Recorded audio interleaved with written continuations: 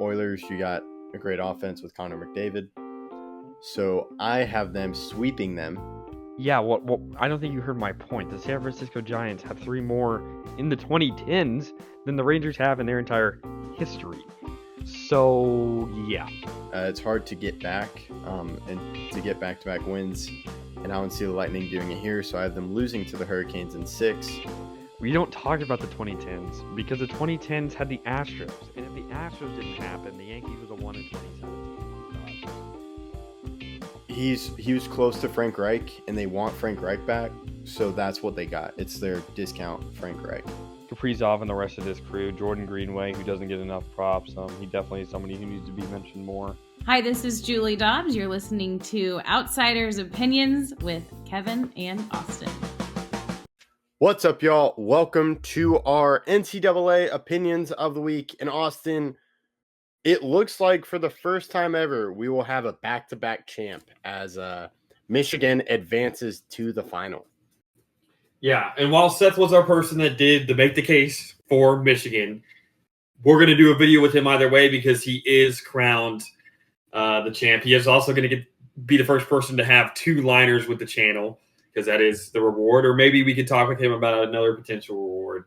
But, yeah, I mean, it's incredible. He did get the Illinois-UConn game wrong because he had Illinois winning. But it didn't matter because he had Michigan winning the title. Ryan needed Arizona to win. They did not. So Seth moves on to be back-to-back champs. Like you said, it's the first time this has happened. And it's kind of a little bit crazy because this seemed like a year where there wasn't that many upsets early. But then it turned into a fair amount of upsets as we got further on with Duke losing and Florida losing.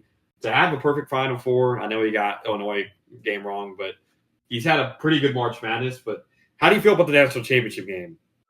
I'm very excited for it. And looking at Michigan, they have really just steamrolled their opponents as they defeated Arizona by almost 20 points. And then UConn, to me, has been shocking when you look at that run of them making it back to the finals. Last year, I want to say they were Sweet 16 or Elite 8. Last year, they lost in the round of 32. Oh, wow. Florida. Okay. Oh, got it. So they lost. Wow. So in 4 straight years, or the past 2 years, depending on what happens if they beat Michigan, but the past 2 years they could lose to the eventual champion because last year they lost to Florida, and then this year, if Michigan wins, they would lose to Michigan. Yep. Yeah, it's remarkable. I think a big thing about this game is the fact that Terrace Reed, the senior for UConn, used to play at Michigan when they had Juwan Howard as their coach. So he has some familiarity. It's not obviously the same coaching staff, and I don't know if any of the players on Michigan that were there then are still there now. But this is his old team, and this is going to be his last college game against his former team, which is pretty remarkable in a game to win a national championship. I think that while crazy things had to go their way, and sure, you can call it whatever you want, luck or whatever, for Brandon Mullins in that shot, but it's remarkable that they've gotten to this point, and they're not satisfied unless they win another one. UConn's a team that's not going to be happy with a run of the national championship. They've won 6 championships since 99. That's all of them. So they've won in 99, 04. What was 20? It'd be yeah. It was 99, 04, 2011, 2014, 23, and then 24. That's all 6. And now they have a chance to do another one this year in 26. So I think that they're going to be an underdog in this game. But I think that if you say they have no chance of winning, then, I mean, that's what they've heard all tournament. So they're not going to be scared of that. Yeah, that's something I'm not going to get over with UConn this year. Just, of course, back-to-back championships are incredible, but last year lost in 32 to Florida, but coming back again with, it seems to me, a different roster. It is shocking that they make it all the way to the final, and they've taken down a lot of good teams, including Duke, and then Illinois, who's playing incredibly well. So I do think they have a chance against Michigan.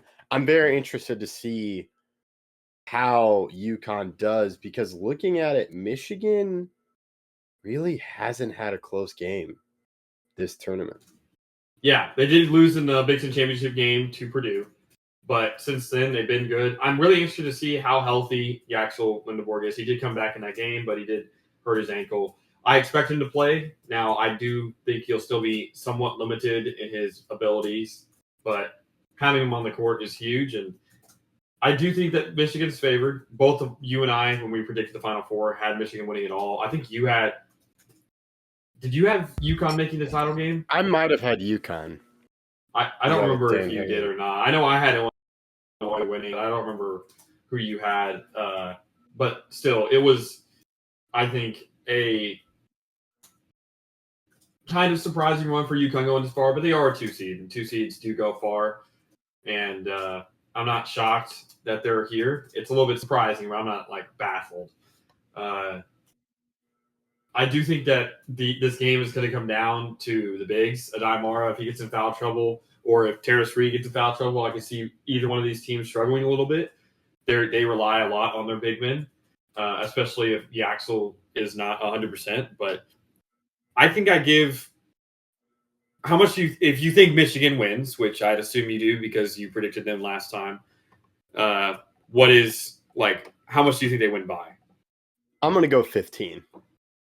Oh, wow. Okay, you don't think it's going to be close. I'll go 10, or I'll make it a little bit. I'll go 9. I'll say they cut it at least to single digits. All right. We'll have to see. I'm very interested in it, and should be a fun talk with Seth. Just kind of when we talk to him about the liner, as I don't know what his second liner is going to be. It's usually you get this first one, and then it's usually another person. So we'll have to see, but it will be fun. So I'll let you close this one out.